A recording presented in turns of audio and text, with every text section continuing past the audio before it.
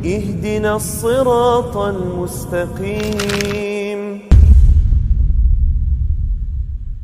Bismillahirrahmanirrahim.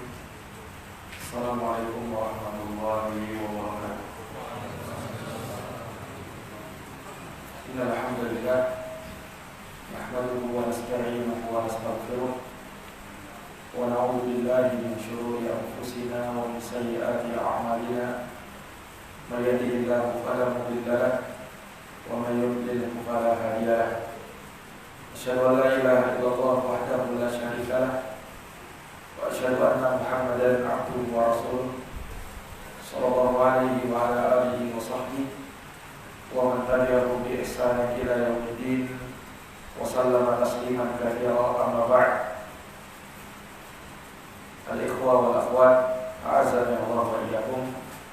Alhamdulillah, pada malam hari ini dengan taufik darinya kita dapat melanjutkan kembali pembahasan dari kitab Tauhid alladzi huwa haqqullahi 'ala al-'abid, karya Syekhul Islam Muhammad bin Abdul Wahhab An-Najdi At-Tamimi rahimahullahu taala, di mana kita telah memasuki bab ad-du'a ila syahadati alla ilaha illallah, bab seruan dakwah kepada syahadat, persaksian bahwa tidak ada yang berhak disembah kecuali Allah Subhanahu wa taala. Nah, bab ini dibawakan oleh Syekh rahimahullah setelah penyebutan tentang tauhid, makna dari kalimat tauhid. Kemudian beliau sebutkan berikutnya tentang keutamaan tauhid dan bahwa tauhid itu akan menjadi sebab digugurkannya dosa-dosa. Kemudian dari keutamaan tauhid bahwa orang yang merealisasikannya dia akan masuk surga tanpa hisab dan tanpa azab. Kemudian beliau sebutkan juga tentang peringatan dari lawan tauhid, yaitu syirik. Ya, maka dari bab yang terakhir kita bahas adalah babul khauf minasyirki, bab takut dari kesyirikan. Maka pada bab ini beliau membawakan babu ad-du'a ila syahadati alla ilaha illallah, bab seruan kepada syahadat la ilaha illallah.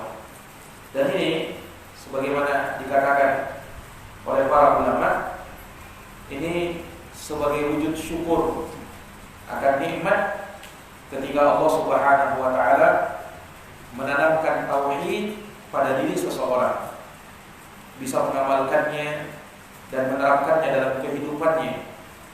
Maka yang namanya nikmat wajib untuk disyukuri. Washkuru nikmatallahi in kuntum iyyahu ta'budun, dan bersyukurlah terhadap nikmat Allah jika kalian benar-benar beribadah kepada Allah Subhanahu wa taala. Nah, maka dari wujud syukur kita terhadap nikmat tauhid ketika seorang mengenal tauhid, mengenal apa itu syirik dan bisa mengilmuinya dan bahkan menerapkannya dalam kehidupannya sehari-hari, maka dari syukur nikmat adalah at-tahaddus bin ni'mah. Wa amma bi ni'mati rabbika fahaddits. Adapun terhadap nikmat Tuhanmu, maka sebutlah dia, berbicaralah tentangnya.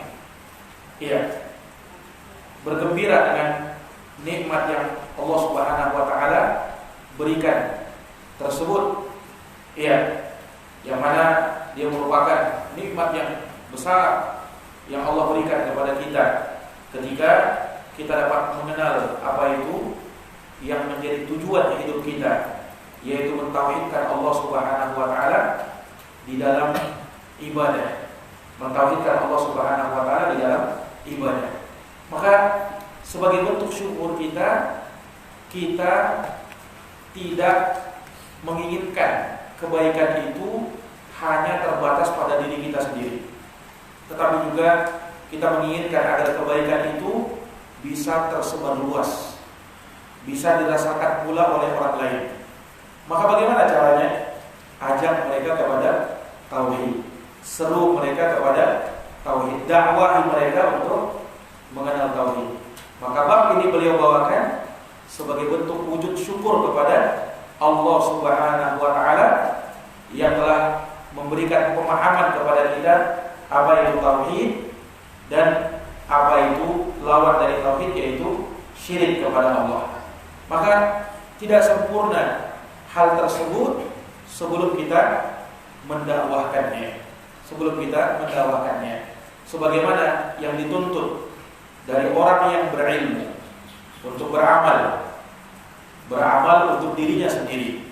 Kemudian setelah itu masuk jenjang yang lebih daripada itu, yaitu ad-da'watu ilallah, berdakwah di jalan Allah Subhanahu wa taala. Dan itu dari kewajiban ya seorang muslim, dan dia lakukan hal tersebut tentunya sesuai dengan kemampuannya. Dan dia bersabar di atas hal tersebut. Hal ini sebagaimana yang Allah ingatkan dalam suratul Asri, wal asri innal insana lafi khusr illa alladziina amanu wa 'amilus shalihat wa tawasaw bil haqqi wa tawasaw bis sabri. Demi masa, sungguh manusia berada di dalam kerugian kecuali orang-orang yang beriman dan beramal saleh. Maksudnya mereka yang berilmu kemudian beramal. Wa tawasaw bil haqq wa tawasaw bis sabr. Saling ingat mengingatkan di dalam menetapi kebenaran dan saling ingat mengingatkan dalam menetapi kesabaran. Maka ini dakwah di atas ilmu yang sudah diketahui. Kemudian butuh kesabaran, baik di dalam berilmu, menuntut ilmu, butuh kesabaran di dalam mengamalkan ilmu, dan juga butuh kesabaran dalam mendakwahkan ilmu. Ya, karena orang yang berdakwah di jalan Allah Subhanahu wa taala, jalannya tidak selalu mulus. Akan ada rintangan, akan ada halangan, akan ada syaitan dari kalangan jin dan manusia yang tidak suka dengan dakwah kebenaran. Maka disitulah dia dituntut untuk bersabar dan terus-menerus di dalam dakwahnya, tidak surut ya, dan tidak berhenti dia di dalam berdakwah hanya karena ada sedikit goncangan, ujian dan cobaan yang menerpa dirinya. Sebagaimana para nabi dan para rasul di dalam berdakwah pun demikian. Nabi kita Muhammad SAW juga menghadapi hal yang demikian. Ya, maka dituntut bagi seorang dai untuk bersabar ya tatkala dia mendakwahkan agama ini, dan tatkala dia mengajak manusia kepada Islam dan kepada sunnah. Karena berdakwah adalah perintah Allah Subhanahu wa taala. Allah berfirman, "Wal takum minkum ummatun yad'una ilal khair." Hendaknya ada di antara kalian segolongan umat yang mereka ini berdakwah mengajak orang lain kepada kebaikan. Wa ya'muruna bil ma'ruf wa yanhauna 'anil munkar. Mereka memerintahkan kepada yang ma'ruf dan melarang dari kemungkaran. Wa ulaika humul muflihun. Maka mereka itulah orang-orang yang beruntung. Ini menunjukkan bahwa berdakwah merupakan jalan orang-orang yang telah mendapatkan keberuntungan. Dan umat ini menjadi umat yang terbaik dengan dakwah ilallah. Kuntum khaira ummatin ukhrijat linnas. Kalian adalah sebaik-baik umat kata Allah yang dikeluarkan untuk manusia. Bagaimana sifat kalian? Ta'muruna bil ma'ruf wa tanhauna 'anil munkar wa tu'minuna billah. Kalian ya memerintahkan kepada yang ma'ruf dan melarang dari yang munkar. Ini dakwah. Ini dakwah.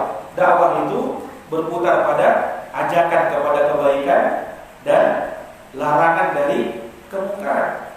Nah, maka ini dari perkara yang menjadikan baiknya umat ini, tatkala di tengah-tengah mereka ada orang-orang yang menyeru dan mengajak manusia kepada jalan Allah Subhanahu wa taala. Para hadirin yang dirahmati dan dimuliakan oleh Allah, Akan tetapi yang namanya dakwah itu butuh syarat dan ketentuan. Tidak semua orang diberikan ruang untuk berdakwah.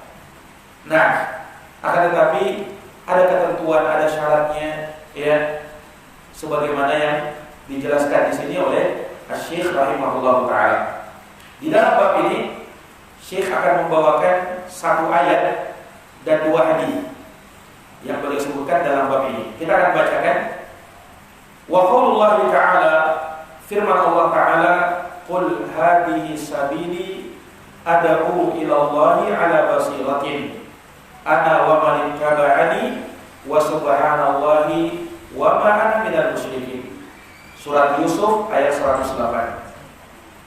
Katakanlah wahai Muhammad, ini adalah jalanku. Ad'u ila Allah, saya mengajak kepada Allah, ala basiratin, di atas basirah. Ini jalan saya dan jalan orang-orang yang mengikuti saya. Dan Maha Suci Allah, aku tidak termasuk dari orang-orang yang berbuat kesyirikan. Itu ayat yang beliau sebutkan. Adapun hadis, maka ada dua hadis yang beliau sebutkan. Yang pertama, hadis Ibnu Abbas radhiyallahu taala anhuma, bahwa Rasulullah SAW ketika mengutus Mu'ad bin Jabal ke Yaman, maka Rasulullah berpesan kepada beliau. Apa pesannya Rasulullah? Ini pesan Nabi kepada Mu'ad yang ingin berdakwah, hendaknya memperhatikan perkara-perkara ini. Kata Nabi, innaka ta'ti qauman min ahlil kitab. Wahai Mu'ad, engkau akan mendatangi suatu kaum yang dia merupakan ahli kitab, Yahudi dan Nasara. Falyakun awwalu ma tad'uhum ilaihi syahadata an la ilaha illallah. Maka hendaknya dakwah pertama yang kau serukan kepada mereka adalah dakwah kepada syahadat, persaksian bahwa tiada Tuhan yang patut disembah kecuali Allah. Wa fi riwayatin ila wahidullah. Dalam satu riwayat, dakwah pertama adalah dakwah kepada tauhidullah, agar mereka mentauhidkan Allah. Fa inhum ata'uka lidzalik. Kalau mereka mentaatimu dalam hal tersebut, fa'alimhum, maka ajarkan kepada mereka, annallaha aftarada alaihim, bahwa Allah mewajibkan atas mereka khamsa salawatin fi kulli yaumin wa lailah, salat 5 waktu dalam sehari dan semalam. Fa inhum ata'uka lidzalik, kalau mereka mentaatimu dalam hal tersebut, fa'alimhum, ajarkan juga kepada mereka, annallaha aftarada alaihim shadaqatan tu'khadhu min aghniyaihim faturaddu ala fuqaraihim. Allah wajibkan sedekah, yaitu zakat, yang diambil dari orang kaya mereka lalu diserahkan kepada orang-orang miskin mereka. Fa inhum ata'uka lidzalik, kalau mereka mentaatimu dalam hal tersebut, fa iyyaka wa qara'ima amwalihim, maka hati-hatilah dari harta-harta mulia yang mereka miliki. Wattaqi da'watal mazlum, dan berhati-hatilah kamu, takutlah terhadap doanya orang yang terzalimi.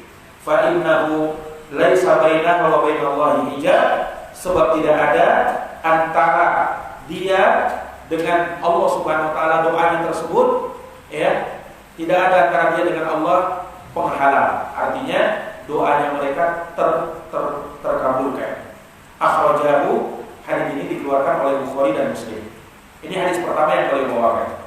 Hadis yang kedua, ya, juga riwayat Bukhari dan Muslim dari Sahal bin Sa'ad As-Sa'idi radhiyallahu anhu, bahwa Rasulullah bersabda pada Yaum Khaybar, pada perang Khaybar, la utiyanna rayata ghadan, kata Rasulullah, aku akan berikan bendera ini besok, rajulan, kepada seorang laki-laki, yuhibbullah wa rasulahu, yang dia cinta kepada Allah dan Rasulnya, wa yuhibbuhullah wa rasuluhu, dan Allah dan Rasulnya pun cinta kepada dia. Yaftahullahu ala yadayhi, Allah membukakan kemenangan melalui kedua tangannya. Fabatan nasu yadukuna lailatahum, maka setelah itu manusia pun, ya, di malam tersebut, na'am, mereka bergadang memperbincangkan tentang orang yang disebut oleh Nabi tadi.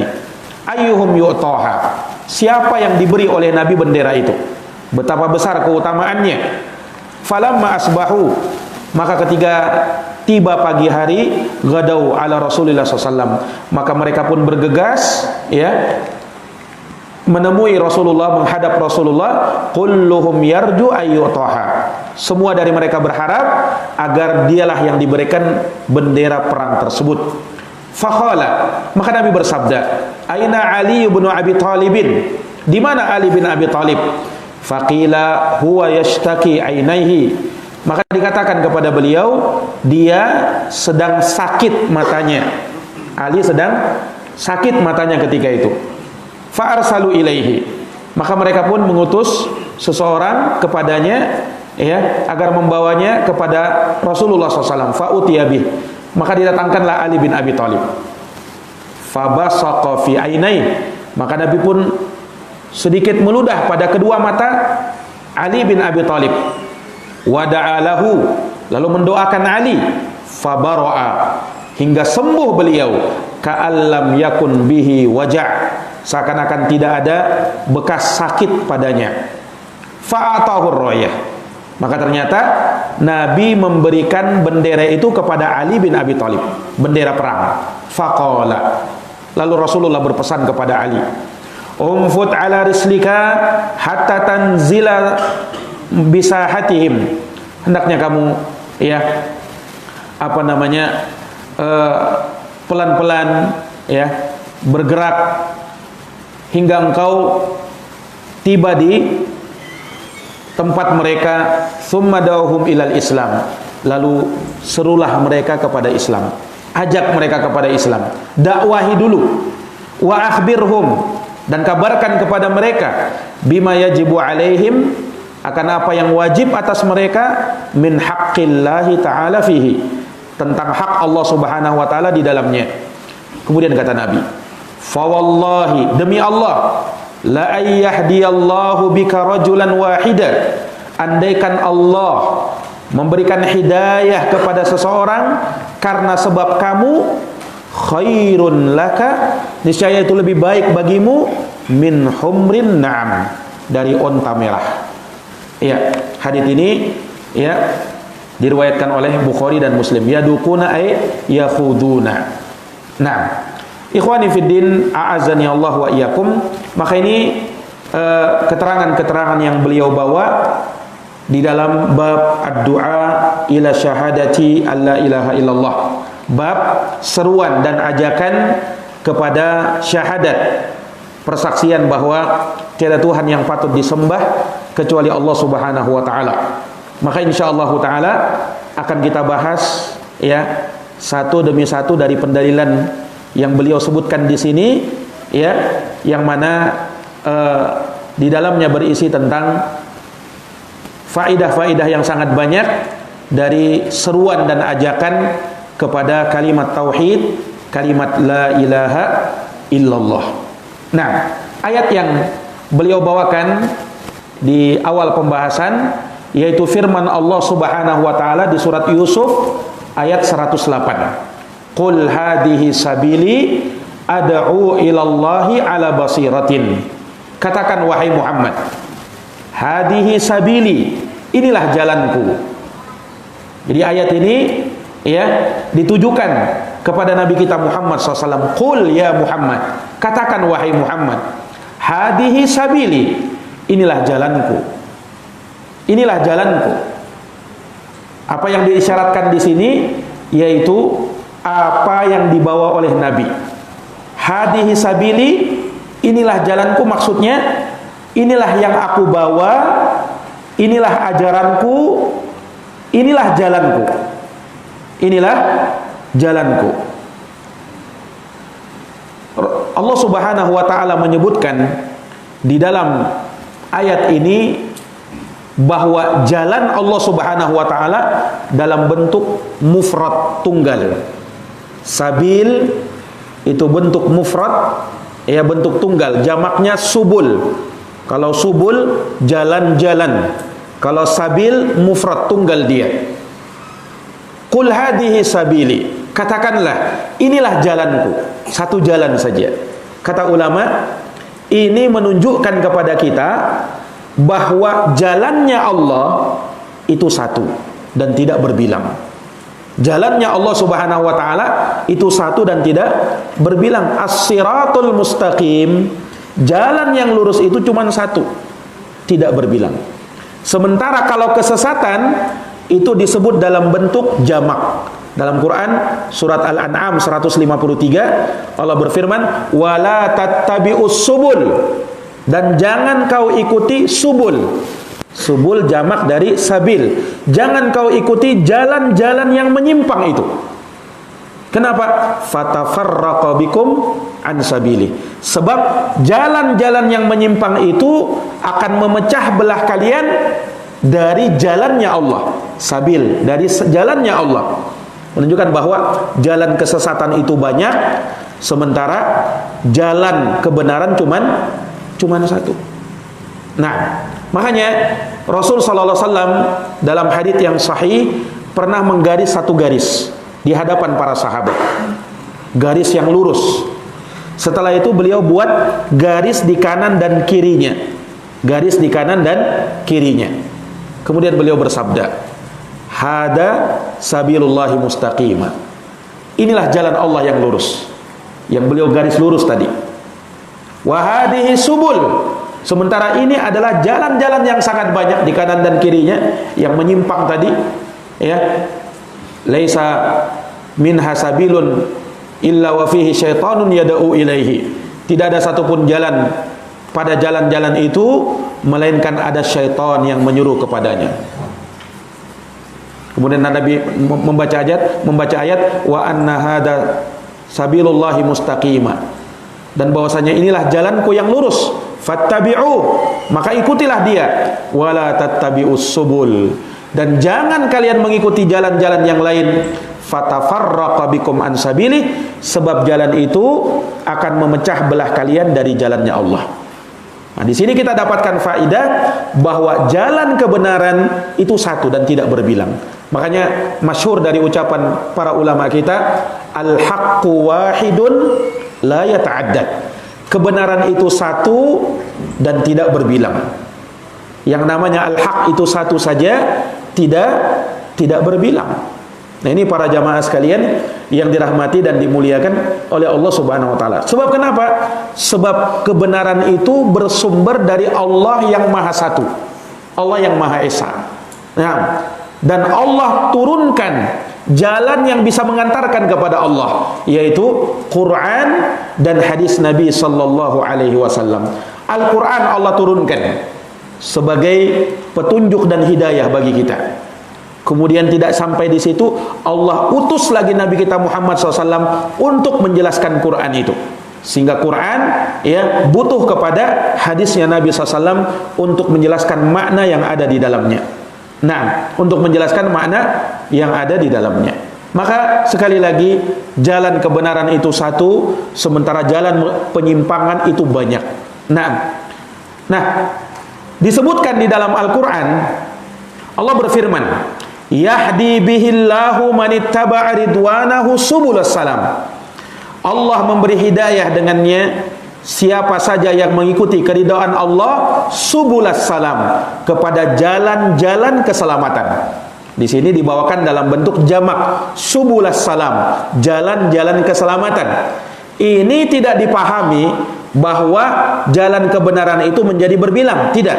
Kata para ulama, yang dimaksud dengan subulas salam, jalan-jalan keselamatan, maksudnya wasail, yakni yang mengantarkan kepada Allah dari kebaikan-kebaikan itu sangat banyak.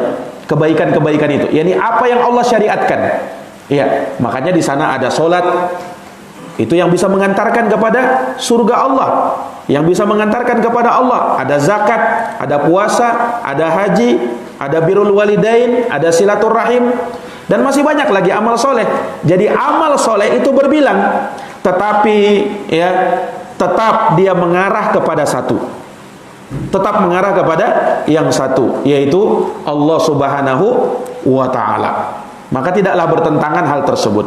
Nah, ini para jamaah yang dirahmati dan dimuliakan oleh Allah Subhanahu wa taala.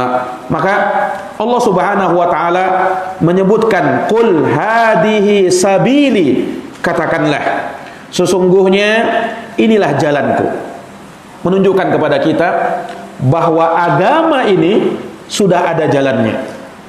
Sudah ada jalannya. Sehingga kalau sudah ada jalannya, jangan coba-coba buat jalan baru. Sudah ada jalannya. Hadhihi sabili, inilah jalanku. Berarti agama ini sudah ada jalannya. Berarti kewajiban kita tinggal menapakinya, menjalaninya. Jangan buat jalan baru. Karena kalau buat jalan baru ribet, susah. Ya, jalan kita yang sudah dalam agama ini lurus, mulus, gampang dijalani. Nah, kita datang belakangan mau buat jalan sendiri. Belum tentu mulus, belum tentu lurus, dan belum tentu sampai kepada Allah. Ya kan? Nah, ini jamaah sekalian, dari sini tercelanya orang-orang yang membuat jalan-jalan baru yang tak pernah dicontohkan oleh Allah Subhanahu wa taala dan Rasulnya. Ngapain buat jalan baru? Ya, susah dan menyusahkan. Nah, itulah orang-orang yang membuat perkara-perkara baru dalam urusan agama. Agama ini sudah ada jalannya. Lihat dalam Quran ini, dalam ayat ini, qul hadhihi sabili, katakan wahai Muhammad, inilah jalanku. Sudah ada jalannya. Nah, para jamaah yang dirahmati dan dimuliakan oleh Allah Subhanahu wa taala, apa jalannya Allah? Apa jalannya Rasulullah SAW? Perhatikan ayat berikutnya. Hadhihi sabili, inilah jalanku, ad'u ilallah. Saya berdakwah di jalan Allah. Saya mengajak kepada Allah. Menunjukkan bahwa jalannya Rasulullah SAW adalah berdakwah di jalan Allah. Sehingga kalau kita ingin mengikuti jalannya Rasulullah, maka berdakwahlah di jalan Allah sesuai dengan kemampuan kita. Sebagaimana yang pernah kami jelaskan bahwa yang namanya dakwah itu, sekali lagi, ada memang ketentuan dan syaratnya, tetapi tidak harus nanti dia menjadi seorang ustadz dulu, ya, nanti dia bisa bicara di depan umum dulu baru dia berdakwah. Tidak. Balighu anni walau ayat, sampaikan dariku walau hanya satu ayat. Ya, sampaikan dariku walau hanya satu ayat. Apa yang kita bisa ajak teman kita, tetangga kita, dan keluarga kita terlebih dahulu kita ajak, itu pun dakwah. Nah, atau bahkan kita punya keluarga, anak dan istri, ketika kita mengajak dia kepada kebaikan, itu pun bagian dari dakwah. Itu pun bagian dari dakwah, dan dia dapat pahala karena dakwahnya. Dia dapat pahala karena dakwahnya. Nah, ini para jamaah yang dirahmati dan dimuliakan oleh Allah Subhanahu wa taala. Ad'u ilallah. Saya berdakwah di jalan Allah Subhanahu wa taala. Menunjukkan inilah jalannya Rasulullah sallallahu alaihi wasallam. Nah, oleh karenanya Nabi kita Muhammad sallallahu alaihi wasallam, dari mulai Allah mengangkat beliau menjadi nabi dan rasul, tugas beliau adalah menyampaikan dakwah. Lihat dalam surat Al-Muzammil, ketika Nabi SAW diangkat menjadi seorang nabi dan rasul, dalam surat Al-Mudaththir, ya ayyuhal muddaththir, wahai orang yang berselimut, maksudnya nabi kita. Karena nabi ketika mendapatkan wahyu, ditemui oleh malaikat Jibril, maka nabi ketakutan, gemetar badan nabi. Kemudian nabi berkata kepada istrinya Khadijah, zammiluni zammiluni, wahai Khadijah, selimuti aku, selimuti aku. Maka Allah panggil, ya ayyuhal muddaththir, wahai orang yang berselimut. Lihat, perintah pertama Allah, qum, berdiri, bangkitlah, fa'andir, beri peringatan. Ini dakwah. Ini jamaah sekalian yang dirahmati dan dimuliakan oleh Allah. Maka dari semenjak beliau diangkat menjadi nabi dan rasul, maka Nabi SAW sepanjang hayatnya terus berdakwah. Sampai mau meninggal Nabi SAW juga berdakwah. Makanya diriwayatkan hadits-hadits yang menyebutkan bagaimana pesan-pesan terakhir Nabi sebelum meninggal. sebelum Nabi meninggal. Nah, beberapa hari sebelum Nabi meninggal disebutkan hadis, beliau berdakwah, beliau mengingatkan para sahabat, laknatullah alal yahudi wan nasara ittakhadhu qubur anbiya'ihim masajid. Semoga Allah melaknat Yahudi dan Nasara karena mereka menjadikan kuburan nabi-nabi mereka sebagai masjid-masjid. Demikian pula Nabi berdakwah beberapa hari sebelum beliau meninggal dunia. Nabi ingatkan umatnya, as-salah, as-salah wa ma malakat aimanukum. Kerjakanlah solat, jagalah solat, dan perhatikanlah budak-budak yang kalian miliki. Ya, Nabi kita sallallahu alaihi wasallam tidak berhenti di dalam berdakwah. Ya, karena itulah jalannya beliau. Ad'u ilallah. Saya berdakwah ilallah, kepada Allah. Perhatikan, ini syarat dalam dakwah. Yang namanya dakwah itu ilallah, kepada Allah, mengajak orang kepada Allah, bukan mengajak kepada dirinya, bukan mengajak kepada partainya, kepada golongannya, kepada organisasinya, bukan. Tapi dakwah ilallah. Ketika ada orang berdakwah yang dia ajak orang supaya masuk ke yayasannya, supaya masuk ke organisasinya, supaya masuk ke partainya, ini ciri dakwah yang tidak ikhlas. Orang yang berdakwah ilallah, ke jalan Allah subhanahu wa ta'ala, dia ajak orang supaya mentaati Allah. Itu tujuan dakwah dia, bukan yang lain. Ini para jamaah sekalian yang dirahmati oleh Allah, maka harus diperhatikan, kita mau mengajak kemana ini? Iya, apa yang kita seru ini? Apa tujuan kita? Jangan sampai ya dakwah kita tercampuri dengan unsur-unsur dunia. Naam, berdakwah hanya ingin mengajak orang ya kepada dirinya supaya dia dihormati, supaya dia disanjung, supaya dia mendapatkan keuntungan dunia. Nauzubillahi min dzalik. Nah, makanya disebutkan di sini, ad'u ilallah, saya berdakwah di jalan Allah. Saya berdakwah mengajak orang kepada Allah, menunjukkan bahwa di sana ada da'in ilallah, ada dai yang mengajak kepada Allah, ada juga da'in ila ghairillah. Seorang dai yang mengajak bukan kepada Allah tetapi kepada selain Allah, entah kepada dirinya, kepada partainya, organisasinya, yayasannya, dan lain sebagainya. Nah, ini para jamaah yang dirahmati dan dimuliakan oleh Allah subhanahu wa ta'ala. Makanya kalau dakwah kita ikhlas, dakwah ikhlas itu ketika ada orang yang menerima dakwahnya, dia bersyukur kepada Allah. Ketika tidak ada orang yang menyambutnya, menerimanya, maka dia tidak marah-marah di situ. Nah, dia pun marah-marah. Kenapa? Karena tidak ikhlas dakwahnya, dikarenakan dia mengajak kepada dirinya. Tidak ada orang yang menghormati dia, tidak ada dunia yang dia dapatkan. Kenapa? Tidak ada orang yang mau menerima dakwahnya. Orang berdakwah itu ada yang menerima, alhamdulillah, bersyukur kita kepada Allah. Tidak ada yang menerima, alhamdulillah ala kulli hal. Karena kewajiban kita apa? Cuman menyampaikan. Ayat di dalam Quran yang kami sempat bahas di Masjid Al-Husna kemarin. Fadzakir innama anta mudzakir. Beri peringatan. Kamu itu cuman pemberi peringatan, kata Allah. Lasta alaihim bimusaytir. Kamu itu bukan memaksa orang supaya ikut kamu, supaya mau beriman kepada kamu. Bukan. Tugas kita cuman menyampaikan. Tugas kita cuman berdakwah. Yang mau terima alhamdulillah, tidak terima tidak masalah. Kita doakan saja semoga dia mendapat hidayah. Nah, ini jamaah sekalian yang dirahmati dan dimuliakan oleh Allah. Dari sini juga yang namanya dakwah bukan sekedar mau cari pengikut, kemudian banyak-banyak pengikutnya, oh itu yang paling berhasil. Belum. Itu bukan menjadi tolak ukur keberhasilan seseorang dalam berdakwah.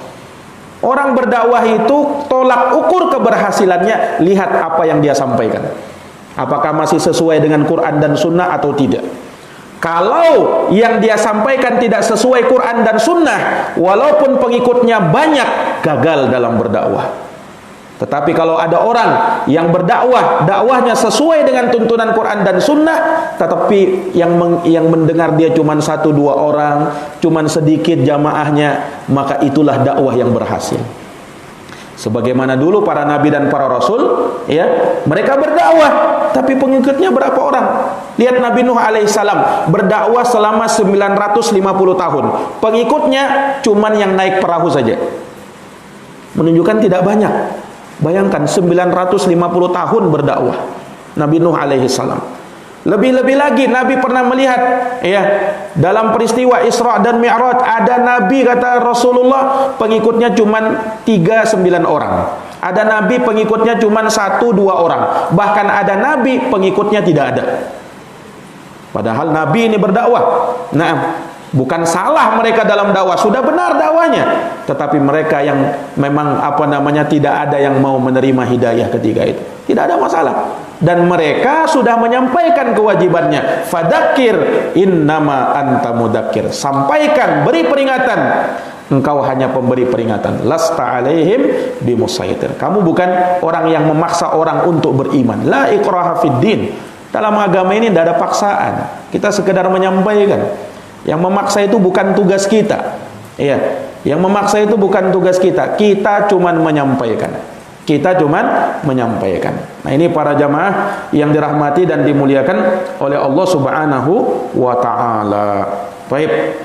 Para jamaah yang dirahmati oleh Allah Subhanahu wa taala, lihat orang yang berdakwah di jalan Allah Subhanahu wa taala, yang mengajak kepada Allah Subhanahu wa taala, ketika ada orang yang lari dari dakwahnya, dia tidak putus asa dalam berdakwah. Dia tidak putus asa. Nah, dan dia tidak meninggalkan dakwah ini. Ya, tidak ada yang menerima dakwahku. Sudah deh, aku berhenti dari dakwah. Kenapa? Tidak ada yang mau dengar. Tidak ada yang mau dengar. Jangan berhenti. Dakwah itu sepanjang masa. Tidak masalah muridmu cuma 1 orang, 2 orang. Saya ingat dahulu Syekh kami, Syekh Muhammad Ibn Abdillah Imam hafizahullah ta'ala. Naam, beliau sekarang muridnya itu ribuan orang di Ma'had Darul Hadis Ma'bar sana. 7.000 orang sekitar itu. Dulu sewaktu awal-awal beliau buka dakwah di Ma'bar itu, muridnya cuma 7 orang. Awal kali beliau pertama datang ke situ, muridnya 7 orang saja. Bayangkan. Dan itu lama beliau berdakwah, 7 orang saja muridnya. Yang mendengar itu cuma 7 orang. Tapi sekarang dari 7 orang jadi 7.000 orang. Luar biasa. Nah, ini ikhwani fillah azani Allahu wa iyyakum. Karena memang di dalam dakwah ini bukan kayak partai, cuman mau kumpulkan orang, cari pengikut. Iya, enggak peduli kamu siapapun kamu, asal kamu ikut gabung sama partai saya, naam, maka itulah kamu bagian dari kami. Kalau enggak, kamu bukan bagian. Ini memang cari pengikut aja ini, bukan ilallah ini. Nah, kalau ilallah ajakannya benar, tepat, betul-betul kepada Allah Subhanahu wa taala, bukan kepada yang lain. Ini para jamaah yang dirahmati dan dimuliakan oleh Allah Subhanahu wa taala. Iya. Perhatikan para jamaah sekalian. Qul hadhihi sabili. Katakanlah, inilah jalanku. Ad'u ilallah. Saya mengajak kepada Allah Subhanahu wa taala ala basiratin, di atas basirah. Ini lebih penting lagi. Ala basiratin, kata Ibnu Abbas, ay ala ilmin, di atas ilmu. Menunjukkan bahwa dakwah itu dibangun di atas ilmu. Basirah. Nah, basirah di sini, ilmu di sini bukan sekedar kita tahu ilmu apa yang mau kita sampaikan. Itu memang sudah kewajiban. Apa yang dia mau dakwahkan kalau dia tidak tahu apa yang dia sampaikan? Apa yang dia mau dakwahkan kalau dia tidak tahu apa yang dia mau perintah, apa yang dia mau larang? Itu kewajiban pertama. Tapi di sana ada ilmu yang lain selain mengilmui apa yang dia sampaikan. Nah, disinilah fikih di dalam berdakwah. Orang yang berdakwah tidak sekedar dia tahu dalil-dalil, tidak sekedar dia hafal dalil-dalil, tidak sekedar pandai dalam berretorika, tidak sekedar pandai dalam berbicara, orator dia. Bukan sekedar itu. Tetapi dia juga punya ilmu yang lain. Ilmu apa? Ilmu dalam menyampaikan dakwah. Ada namanya ilmun bihalil mad'u. Dia harus tahu ilmu tentang siapa yang dia dakwahi. Siapa yang dia dakwahi di depan dia. Nah, ini juga ya dari keahlian seorang dai. Dia pandai melihat dia berbicara di mana sekarang ini, siapa yang dia dakwahi. Beda ketika dia berdakwah kepada anak-anak dengan berdakwah kepada orang dewasa. Beda ketika dia berdakwah kepada orang yang baru-baru masuk Islam misalnya dengan orang yang sudah lama di dalam Islam. Beda ketika dia berdakwah kepada orang yang sudah paham sunnah dengan orang awam yang belum paham sunnah. Pandai-pandailah menempatkan diri di situ. Nah, disinilah kita perlu tahu apa yang kita harus sampaikan itu. Tidak semua ilmu yang kita miliki harus kita sampaikan di situ. Lihat-lihat dulu. Ya, tidak semua yang kita ketahui harus kita lontarkan di situ. Lihat sahabat Abu Hurairah radhiyallahu anhu, beliau pernah berkata, "Hafiztu min Rasulillah sallallahu alaihi wasallam wi'aini." Aku hafal 2 kantong 2 karung hadis dari Nabi SAW, kata Abu Hurairah. Amma ahaduhuma faqad basattu. 1 kantong 1 karung hadis itu sudah kusampaikan kepada manusia. Wa ammal akhar, adapun kantong yang kedua, karung yang kedua, lau basattuhu laduriba hadil hulqum, laduribat hadihil hulqum. Kalau kusampaikan dipenggal leherku ini, kata Abu Hurairah. Jadi belum kusampaikan itu. Kenapa? Hadis-hadisnya itu terkait dengan masalah fitnah. Khawatir nanti orang disampaikan, orang tidak paham. Orang tidak paham, nanti terjadi fitnah. Maka terkadang orang disampaikan sesuatu, kita lihat apakah akalnya paham di situ atau tidak. Makanya sahabat Ali bin Abi Thalib pernah berkata, "Haddisun nasa bima ya'rifun, aturiduna ayyukadzaballahu wa rasuluh." Sampaikan, ya, berbicaralah kamu kepada manusia sesuai dengan akal, nalar, logika mereka yang masuk ke nalar mereka. Sampaikan itu. Yang belum bisa mereka terima jangan dulu, belum saatnya, nanti disampaikan. Sebab apakah kamu mau Allah dan Rasulnya nanti didustakan gara-gara ulah kamu, gara-gara ucapannya kamu, gara-gara penyampaian kamu yang belum tepat di situ? Nah, ini jamaah sekalian yang dirahmati dan dimuliakan oleh Allah. Dari sini menunjukkan bahwa dakwah itu butuh strategi juga. Ya, butuh strategi juga dalam berdakwah itu. Nah, ini jamaah sekalian yang dirahmati dan dimuliakan oleh Allah Subhanahu wa taala. Ya, makanya ala basirah, di atas basirah, di atas ilmu di dalam berdakwah, bukan di atas kejahilan. Nah, ini ada orang yang baru saja taubat, baru sadar dia sudah mau berdakwah kemana-mana. Ya, tidak dia sertai dengan ilmu, malas dia mau belajar, tidak mau. Nah, harusnya dia bekali dulu dirinya dengan ilmu agama, baru dia berdakwah, baru dia terjun kemana-mana. Nah, ini para jamaah yang dirahmati dan dimuliakan oleh Allah. Dan yang namanya dakwah butuh ilmu terhadap bagaimana cara kita berdakwah. Bagaimana cara berdakwah? Dijelaskan oleh Allah Subhanahu wa taala di dalam Al-Qur'an. Dakwah itu dibangun di atas hikmah, mau'idhah hasanah, kemudian jidal billati hiya ahsan. Sebagaimana yang Allah firmankan dalam Al-Qur'an, ud'u ila sabili rabbika bil hikmah wal mau'idhatil hasanah wajadilhum billati hiya ahsan. Serulah manusia kepada jalanmu dengan cara hikmah, dengan cara hikmah. Kemudian nasihat yang baik, lalu debatlah mereka dengan cara yang paling baik pula. Hikmah itu menempatkan sesuatu pada tempatnya. Kata ulama, al-hikmatu wad'u syai' fi maudhi'ih. Hikmah itu artinya menempatkan sesuatu pada tempatnya. Kapan dia harus lembut, kapan dia harus tegas. Yang namanya dakwah itu tidak selalu lembut, kadang butuh ketegasan. Yang namanya dakwah itu tidak tegas terus, kadang butuh kelembutan. Nah, disitulah dia pandai melihat kapan dia harus hikmah, kapan dia harus tegas, kapan dia harus lembut. Nah, ini para jamaah, kalau dakwah diusung dari orang-orang yang seperti ini, maka indah Islam itu, indah dakwah itu, dan insyaallah ta'ala akan banyak orang-orang yang sadar dan terdakwahi, dan dari situlah dia akan mendapatkan hidayah dan taufik dari Allah Subhanahu wa ta'ala. Para jamaah yang dirahmati oleh Allah, mungkin demikian yang bisa kita pelajari pada pertemuan malam hari ini. Insyaallah taala hadis berikutnya ya akan kita bahas di pertemuan yang akan datang biidznillah taala. Wallahu a'lamu bissawab. Jazakumullah khairan atas perhatiannya, mohon maaf atas segala kekurangannya. Hadanallahu wa iyyakum ajma'in. Subhanakallahumma wa bihamdika asyhadu an la ilaha illa anta astaghfiruka wa atubu ilaik. Assalamualaikum warahmatullahi wabarakatuh.